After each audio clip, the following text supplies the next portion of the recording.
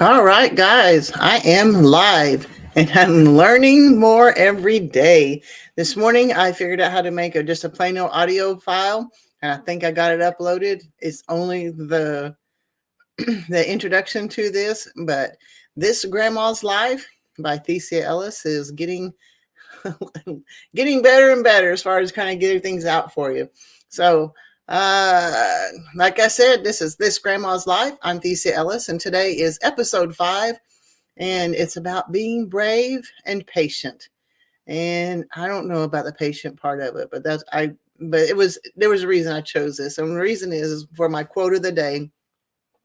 The quote is, "We could never be brave and patient if there were only joy in the world." Helen Keller.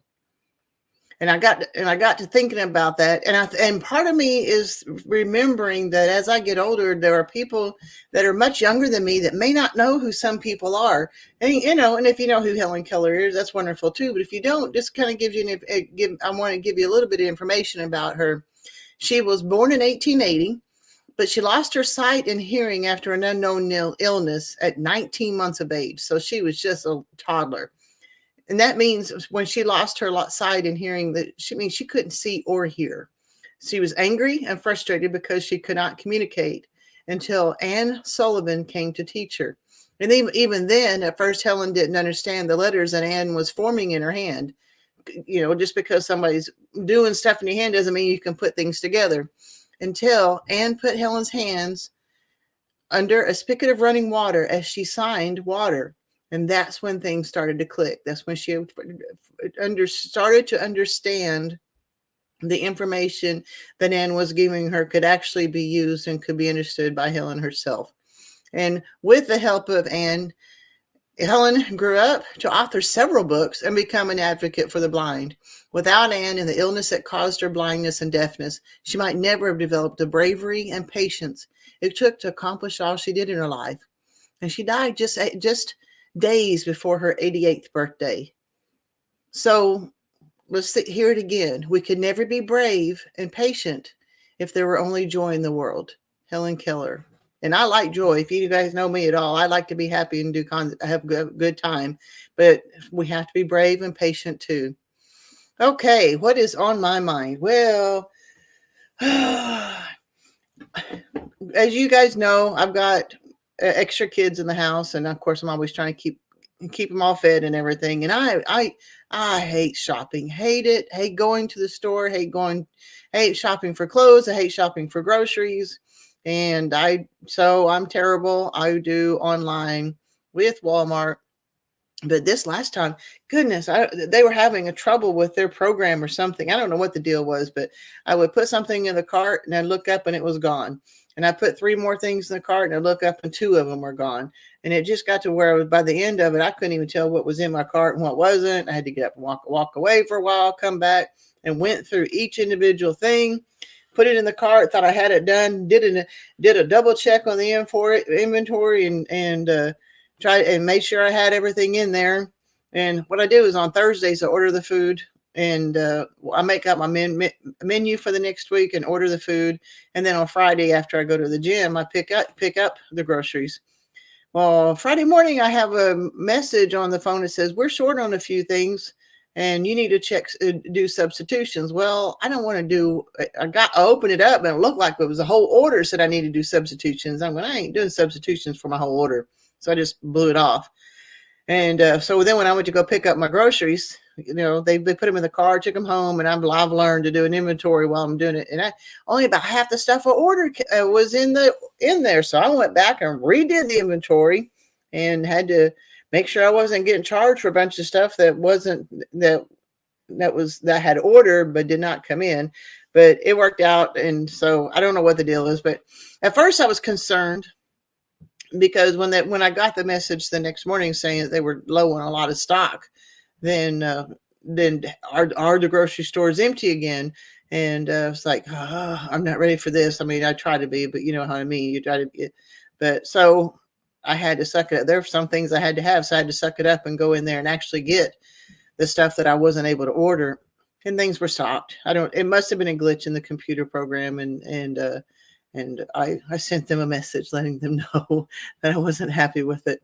But yeah, that's kind of what it concerned me, because like I said, I wasn't sure, is like have the shortages already started back up again or worse, or because some things never have gone back to normal, and but most things have, and to have this happen was kind of concerning to me.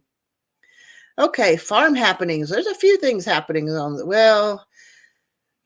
wind and all the stuff. That the wind out here, I'm on top of a hill. You guys know that. I'm in a $2,500 mobile home on top of a hill, and the wind just blows. And this time it was from the north. This is the time of the year, never know which direction it's going to blow from. But our prevailing winds are usually from the south in the summertime and north in the wintertime. And our particular bedroom was on the north end of the house. And old mobile homes, for one thing, the roof pops on them if they get enough. And so it's just popping and making all kinds of noise, and it's just hard to sleep through it. And I could hear extra noises.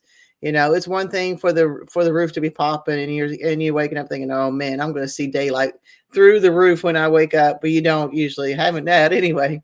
But I could hear something else. And what had happened is my back door, it doesn't have a porch attached to it, but there is a back door, and the wind had stripped off the outer covering of it. So I had to go out and repair it.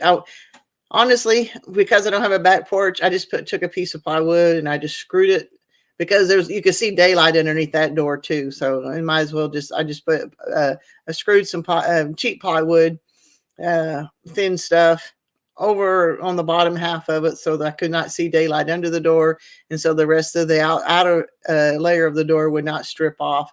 And that was discouraging, but you know what? I don't hear it anymore, and I do not see daylight through the roof of my house anymore. So, but it was stressful. I woke up, the wind was strong enough that it was stressful, and I actually woke up a little nauseous and kind of concerned about it. And in fact, there is another little gap in the skirting on the north end, but it's a spot where I had done early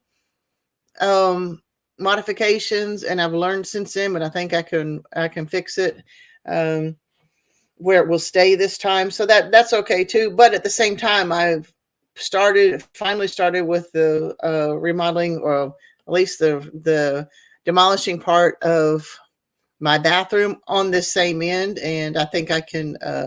I'm going to have to take the skirting off of that end again anyway, so I can reinforce it better after I start getting things done with the bathroom. It's kind of a mess just to think about, but I did get my pickup unloaded finally. I scored a pretty cool deal. When we do plays up at the church, especially before COVID, we do plays before the church. And you'd have to have backdrops and props and stuff like that, and some of them were made with just that foam board, with some insulation board, and with like 1x strips to keep it sturdy and stuff. But there was also somebody did a wonderful castle for Sundays, not Sunday school, but summer Bible VBS, Vacation Bible School. And it was still thinner plywood, but it's still some good plywood. And so I've scored a whole truckload of stuff and some broken pavers, but they were big enough that I could actually put them at the base of my stairs in front of the house, and not have to step directly into mud when we come out the front door when it rains. And it has been raining again. Thank God it's been raining again. I'm grateful for that. So it took me a couple of days to get the pickup unloaded. I had over exercised myself one day last week, and I thought I had really torn my rotator cuff in my left shoulder pretty bad, and I had to take a day or so off and let it recover. But it's fine, so I'm back at it again. So, but I did get the truck unloaded, and like I said, I finally started with the bathroom demo, and so I'm nervous about that. At first I think, oh yeah, I can tear out a wall. It's no big deal. But then I'm thinking, oh, well, I mean, I saw that the plumbing was there, but I'd already disconnected most of the plumbing. So that was not that big a deal.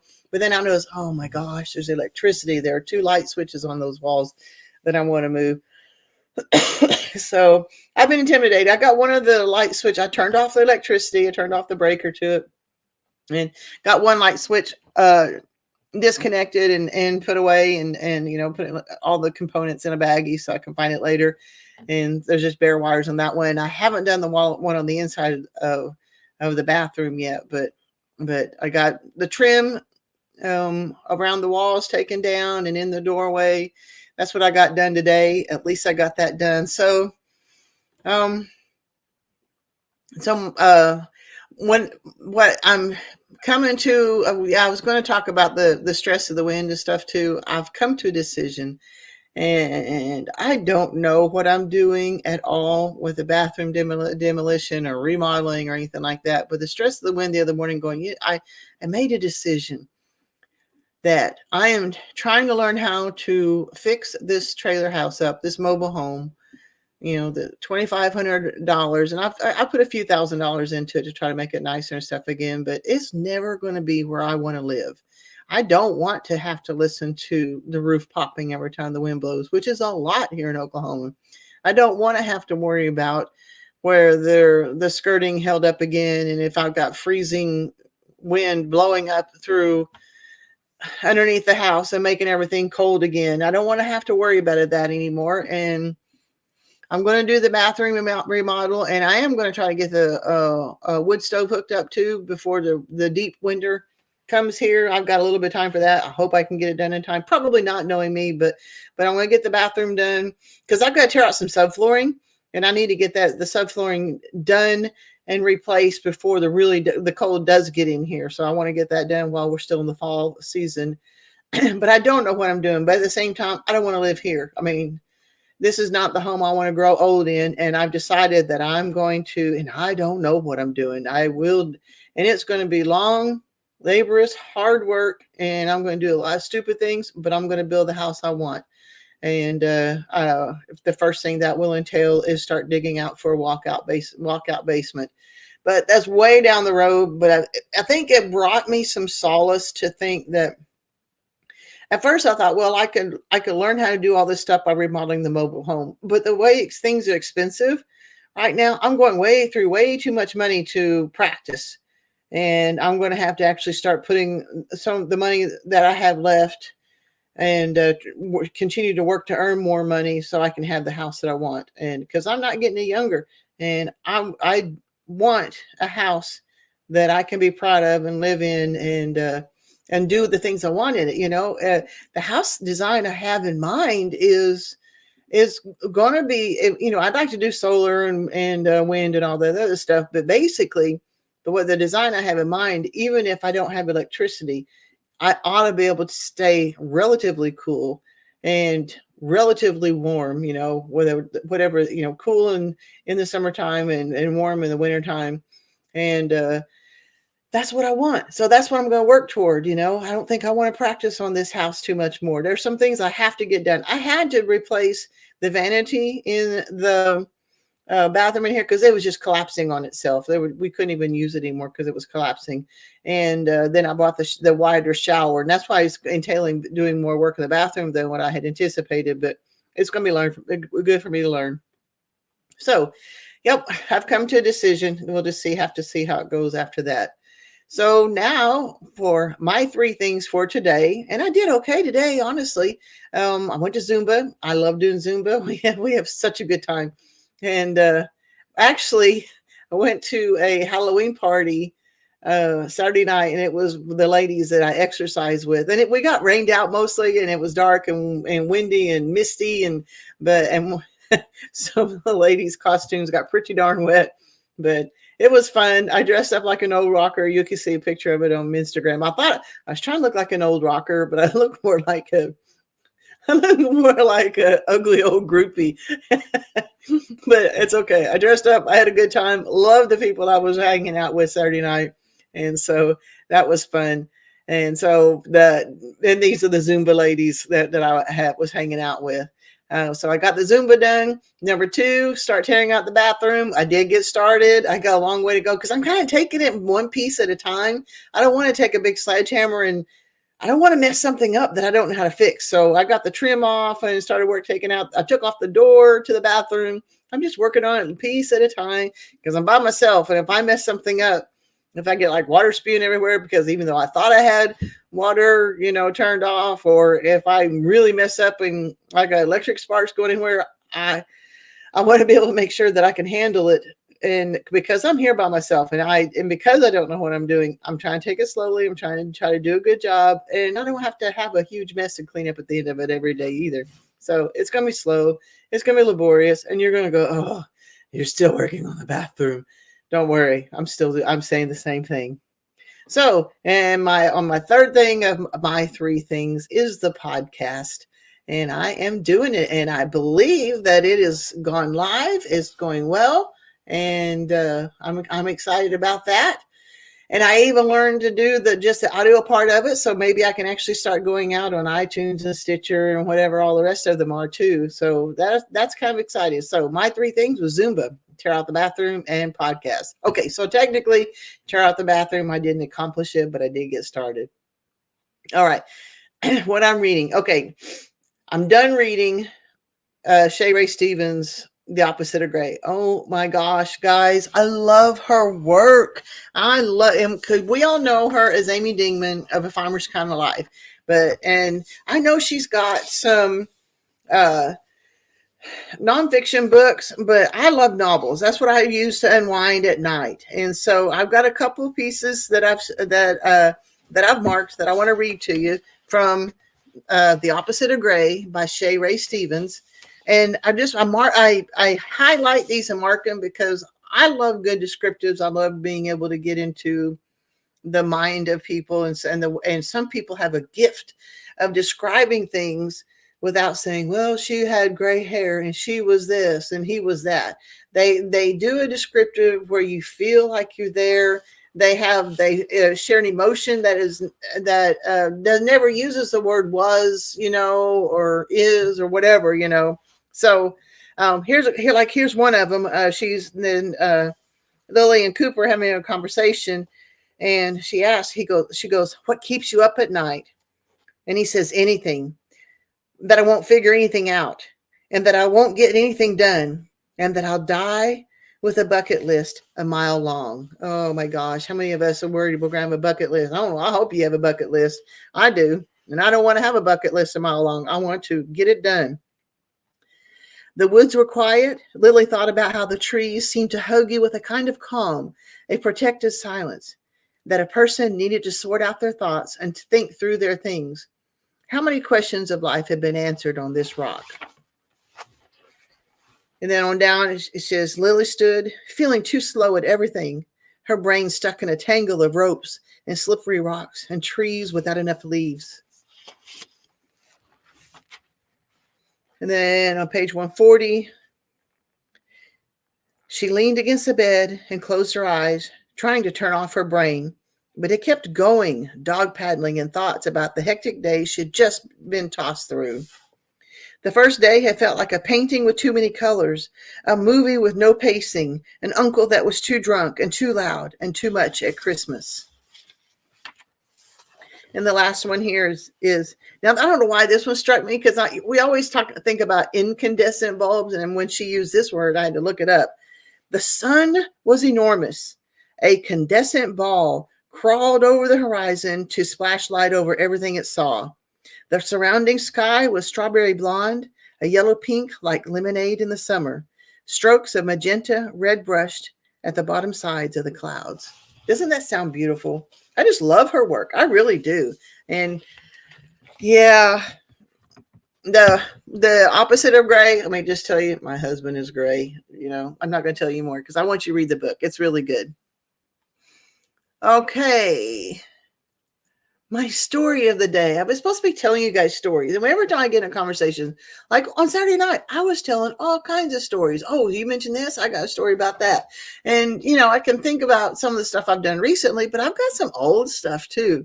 And the one I was going to tell you about was when I first moved to Alaska in 1981. I married my first husband in 1980. And, several months later, my oldest son was born. Now, the deal was that we got married and we got to live together like 10 days before he went off to basics and AIT. And then by the time we got to live together again, he was stationed in Alaska, and I was just days before turning, about a month before I turned 19. I landed in Alaska with a 5-week-old baby. And it was in June that I landed. So July, I think it was July 19 when I actually landed in Alaska. But their houses weren't ready for us yet. The housing on post wasn't ready. They're at Fort Wainwright. So I was staying in a motel. We were staying in a motel in Fairbanks. And so while David was working all day long, I was in the motel room trying to learn how to become a mother because I did not know what I was doing. I didn't do much babysitting. I just didn't know what I was doing. And so I'm sitting there watching television, watching the baby, trying to figure things out, and I'm hearing gunshots. I'm thinking, what the heck? And it's like I said, I'm in Alaska. I didn't know people had shot at each other and stuff, and I'm in like Fairbanks proper. It's not like I was out in the country or anything. I'm hearing all kinds of gunshots and I can hear people running and yelling and stuff. And I'm thinking, what in the world? Well, when I was young and stupid, and I was really lucky, God watched over me that day because it was, I think it was called Golden Days or something like that. They had one of these paddy wagons that was like, you pulled it with a pickup truck or something and had like prison bars. And when I opened up the door, there was a cowboy chasing another cowboy shooting fake bullets. It was blanks and stuff. And they were reliving the gold rush days of Alaska. And there was the next behind them came running a woman in a petticoat dress, like what they used to wear back in the old West days and stuff. And so it was fun once I realized it. Like I said, God was watching over me and I didn't get shot or anything because I wanted to see what in the world all the shooting was about. So, yeah, it was just the golden days in Fairbanks, Alaska back in 1981. So that was pretty interesting, I thought. And my whole thing up in Alaska was kind of interesting too. Where we lived in Alaska was just Fairbanks is only about 200 miles south of the Arctic Circle. And it's also very far inland. So like a lot of people, when they think about Alaska, they think about Anchorage, Juneau, and the Aleutian Islands and stuff like that. And it gets like 20 below there. But it's a cold, it's a wet cold. And so you feel it on there. But in Fairbanks area, it gets 15, 60 below in the depth of the winter. But it's a very dry cold. And it can actually be very dangerous. We were back there during the Cold War, the Cold War with Russia. And so they were sending soldiers up from Alabama, Georgia, Florida for cold weather training. And they were having to learn some harsh lessons, like even at 50 and 60 below, when people were, some of the soldiers would bury their liquor underneath their tent, and so it'd be nice and cold when they drank it. Well, alcohol doesn't necessarily freeze, and they were actually, a couple of people died because they would take a swig of 50 below vodka and freeze their esophagus, and it killed them and stuff. So it was one of those things that but that's why they had the cold weather training. But the first year I was up there, we had a wet snow. So that you can see what was going on. I mean, not see what was going on. Sorry, I'm checking out something else. I'm trying to learn this stuff as I go. But there was a wet enough snow because usually it's a dry snow. It's real poofy and powdery, and you couldn't even make a snowball with it. But this was wet enough that several of our neighbors went in. Once we got into housing, we made a huge snowman, like the top of the head went up to a second story window, and it was hard to get it up there, because if you think about that much snow, we rolled up the bottom part of the body, pretty quick. I mean, and did pretty good with that, but the middle was heavy. We broke a door trying to roll it up. We broke broom handles. It was a lot. It took like 8 or 10 of us to get the middle part of it on. And then even the top was pretty heavy and big, but at least it wasn't as heavy as the middle part was. But I've got pictures to prove that one. And that's pretty cool. But, and then my last summer I was up there, it actually broke a record and hit 90 degrees. So Alaska was a whole nother world, when I got there, it's not exactly 24 hours because we're 200 miles south of the Arctic Circle.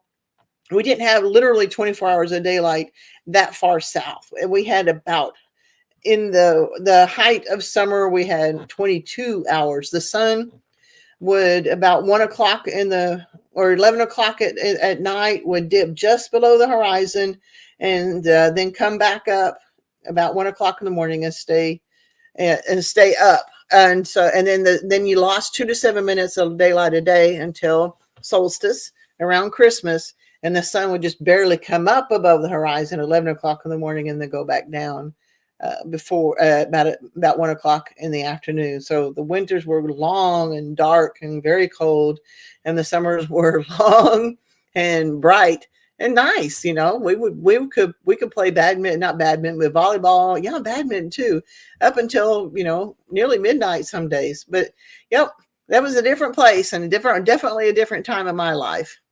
Okay, so my income producing activity today, and I do have it in the show notes at the bottom in my YouTube channel. It's for the Fold app, but the Fold app is a prepaid debit card, where you can start paying for stuff with the debit card and earn Satoshis, which are mini bytes of Bitcoin. And then you can spend, because it says on the, you automatically get 1% of whatever your purchase is for Satoshis. You can earn 1% of your Satoshis, but you can also spend and win other things too, get extra Satoshis like 1.5%. And I think some of them, they want to match how many Satoshis you spent for the last 30 days or something like that too. But it's really cool. You're earning Satoshis, you're earning many bytes of Bitcoin as you're spending them on. I haven't set it up for paying bills and stuff yet, but I fill up my gas tank. I buy groceries with it. Oh yeah, I need to do it for Walmart too. I need to set that up. But if I have to run to the grocery store to get something little, or basically anything else that I buy, I'm using that prepaid debit card and earning Satoshis as I go. So that is USE.foldapp.com/r/CVT3RHXA. Like I said, the link is below in the show notes on my YouTube channel, and you can check it out there. So check that out. That's an interesting, because if you think about it, anybody who usually does anything with Bitcoin, most of us what they call hodl. You buy some occasionally, and a lot of people are doing a lot more with it than I am. But basically, you buy it and then you're holding it and hoping it's going to go up. But this is how you can earn it, and you can keep on earning more. My creator of the day is Two Chicks Homestead. So you can find them on Two Chicks Home. They named it after the two little girls that they have, and they're pretty fun. It's cool because when we do the Fireside Freedom podcast, either Nate or Aaron, I haven't been able to do with Aaron too much lately, and I really like her too well. Okay, I like Nate too, but us girls, we got to stick together. So Aaron, I like doing with her, but she homeschools the two girls, and the little girls are the two chicks. So they can be found on Two Chicks Homestead on Facebook and TikTok. So they're doing a lot of stuff with TikTok lately. They've recently started a podcast called Two Chicks Homestead. Nate and Aaron do it. And they have just started a YouTube channel. And so they're trying to get some things done with that too. Double check though, make sure, because I looked up Two Chicks Homestead, and it is not those two. That's not that family, and you don't know why if you get the wrong one. But yeah, they just started doing the YouTube channel, and on Instagram I think you can find them for Two Chicks Homestead, what it is, but it's also it's under Aaron's Pagan Mama 1316. So they're doing some good stuff. Nate really likes the ham radio, and Aaron does it too, but Nate really likes his ham radio stuff. And so if you want to learn about ham radio stuff or talk about that, I think he's got several ways that he talks and deals with it. And they've even had a chicken processing workshop here a few weeks ago, and they've got rabbits, and they know a lot about rabbits, and they can help you figure out how to do your rabbits, which is good because I need to do that somewhere real pretty quick. I'm hoping to anyway, while I'm remodeling my bathroom and trying to figure out how to build a house and all the other things. But I still want to get rabbits too. But yeah, they have a lot of good information that you can get off of them on Two Chicks Homestead. So go ahead and check them out. Where I can be found is on my YouTube channel, Ellis Family Farms. That channel is me trying to move us forward on our acreage out here in Northeast Oklahoma, because I needed to see us moving forward because we were moving backward for a long time. And so that's my journey. Farm Animal Life YouTube channel. That is no words, no storyline. I just take a camera in with the baby chicks or with the pigs or my adult birds or whatever, and just let them in their own environment and do their own thing. And that's Farm Animal Life. I'm on Instagram, TikTok, Facebook, MeWe, Telegram, and Twitter. All of them at some sort of version of Thecia Ellis. So that's all I got for you today, guys. I'm learning. I'm getting better. I'm hoping my content will continue to get better too. But guys, I'm not telling you to start a podcast. I'm not telling you to remodel bathrooms unless that's what you want to do. Don't have 2 or 3 YouTube channels that keeps you so busy you can't figure out what you're going to do. But what are you doing with your dash? What are you doing to get up off the couch every day and living until you die? And I talk about that dash, and I'm going to talk about it every time, is that dash is the space that's between the day that you were born and the day that you die. And we all have days that we need to sit and watch television or take a nap or do something like that too, but not every day. Not every day, guys. This is our one life. Get up, get off the couch, get off your recliner, turn off the television, turn off the news, and live. Live until you die, guys, and make the most of your dash. I'll see you next time. I pray that you guys are all doing well. God bless.